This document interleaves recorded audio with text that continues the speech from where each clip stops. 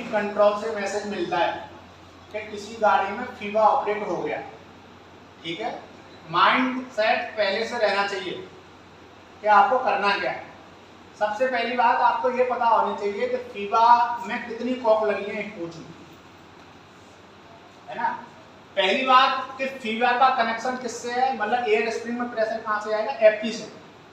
FP से charging होगी air spring की, ये क्लियर होना चाहिए, है ना।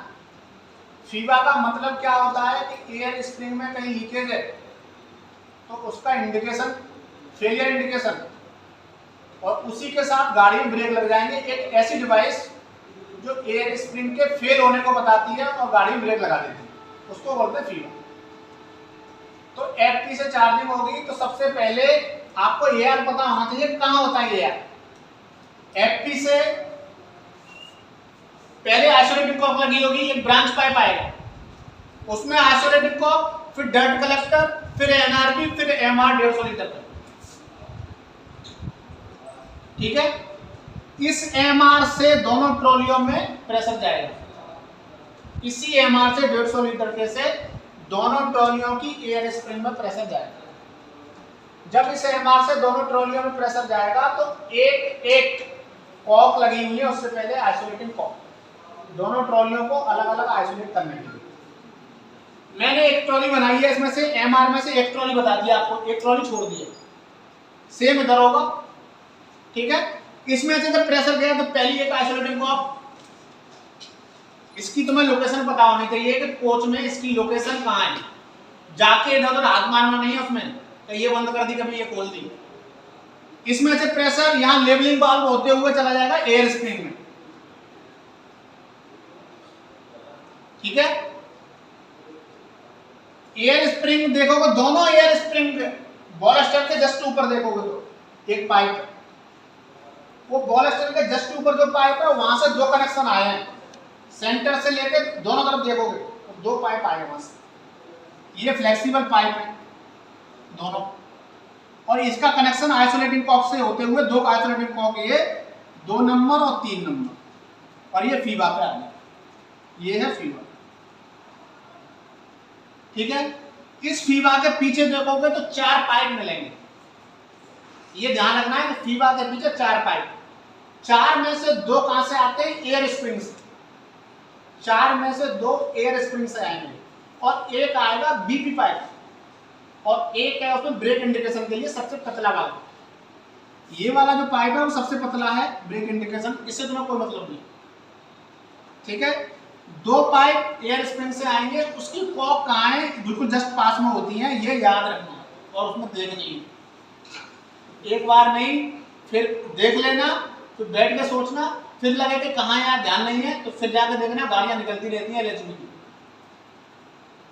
ठीक है। एक इसमें से 2 कनेक्शन में से, इसमें से 4 कनेक्शन है, सबसे पतला वाला छोड़ देना, तो मोटे मोटे वाले कनेक्शन है, अगर उसको पकड़ के चलोगे ना 2 कॉक तो तुरंत मिल जाएंगे, और एक कॉक थोड़ी बाद में मिलेगी, 4 कॉक।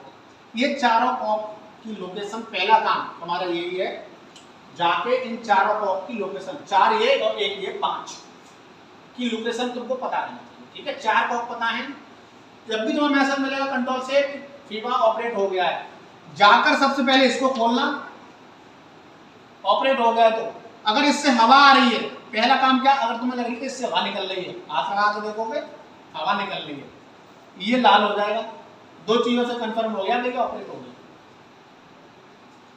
इसको खोलोगे, पहले से रीसेट करोगे, रीसेट के लिए जैसे इसको खोलोगे तुमको तो या तो नॉब मिलेगी तुमको, या 2 बटन मिलेंगे, या 3 रिंग, ठीक है। जैसे इसको खोलोगे तो अगर नॉब मिलती है तो पहले उसको एक बार ऐसे फिर ऐसे, बटन मिलते हैं तो दोनों को दबाओगे, रिंग मिलती है तो पहले साइड वाली को खींचोगे फिर बीच वाली को।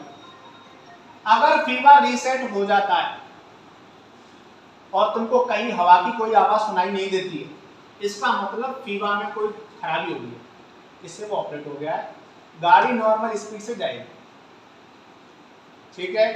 सबसे पहला काम ये देखना आके कि ऑपरेट हुआ या नहीं, अगर वो कॉक बंद करना है ड्राइवर तो उसको खोल के देखो, अगर ऑपरेट हुआ है तो सबसे पहले रीसेट, ठीक है, रीसेट कैसे करना है, खोलना है बटन बटन जैसे उस तरीके से करना है। नहीं हुआ रीसेट, इसका मतलब इसमें लीकेज है। फिर क्या करना है, तो इनको लीकेज है तो या तो ये पाइप टूट जाता है जनरली, इसको लगाने के लिए हमारे पास पाइप है, या ये यहां से आउट हो जाता है, यहाँ फेरो जॉइंट है, यहाँ पर फ्लेक्सिबल पाइप है, ये जॉइंट है, या यहां से होगा। इसको ट्रॉली के पास से खड़े होकर देख लेंगे, मैंने बताया यहां से देखना है। अगर तुम्हें पता पड़ेगा कि यहां से लीकेज हो गया तो पहले इसको, अब इसको जब चेंज करोगे तो यहां से हवा निकलेगी, तो इसलिए ये वाली कॉक जो यहां से हवा जा रही है वो बंद करनी पड़ेगी, और ये वाली इसलिए बंद करनी पड़ेगी क्योंकि यार ये साउंड करता रहेगा तो काम सही से नहीं कर पाओगे। दो कॉक बंद हो गए, इससे हवा नहीं जाएगी, इससे शोर नहीं होगा। फिर इसको अटेंड कर लिया तुमने, अटेंड करने के बाद ये कॉक खोल लो, इसको वर्किंग में कर दो। उसको वर्किंग करने के बाद सारा काम कहीं से कोई लीकेज नहीं है, एक ये कॉक, एक ये कॉक, एक ये कॉक, चारों कॉक बंद कर दोगे, चारों कॉक बंद कर दोगे आइसोलेट के लिए। उसके बाद फिर से रीसेट करोगे और गाड़ी को अलाउ करोगे नॉर्मल स्पीड से। नहीं, आइसोलेट है तो 60 की स्पीड से जाएगी वो डेस्टिनेशन तक, या जहां पर वो अटेंड करवाए कंट्रोल। पहली बार जब भी आप अटेंड करने जाओगे फीवा को, कोई कंफ्यूजन नहीं, तमाम रामायण और वो नहीं, रीसेट करके देखना है गाड़ी को, पहले हो जाती है फिर देखो कहीं से कुछ आवाज की साउंड तो नहीं आ रही, और बराबर दबा के देखो उसको, प्रेशर बराबर है, गाड़ी नॉर्मल स्पीड से। और अगर ऐसा नहीं है फिर से वो तुमने रीसेट किया, वो रीसेट हो ही नहीं रहा, इसका मतलब लीकेज है। और लीकेज में मेनली दो जगह चेक करना, अटेंड कर लोगे इसको, अटेंड करने में ये है कि उसमें हवा से प्रेशर नहीं निकले और बार बार उसमें सीटी की आवाज ना आए, इसके लिए बीपी का भी कॉक बंद कर लोगे और उसका बोगी का भी, और उसको अटेंड कर लो। अटेंड करने के बाद फिर से रीसेट करोगे। अगर वो अटेंड नहीं हो पा रही है तो गाड़ी को आइसोलेट करोगे, आइसोलेट के लिए 4 कॉक बंद करोगे, फिर रीसेट करोगे नॉर्मल, और वो 60 की स्पीड से गाड़ी जाएगी, है ना। फिर वो कंट्रोल जहां अटेंड करोगे, पहले पता कर लोगे कि ये फीवा ऑपरेट हो गया है। दूसरा रीसेट करना, रीसेट हो जाता है तो कोई दिक्कत नहीं है, गाड़ी नॉर्मल स्पीड से चली जाएगी।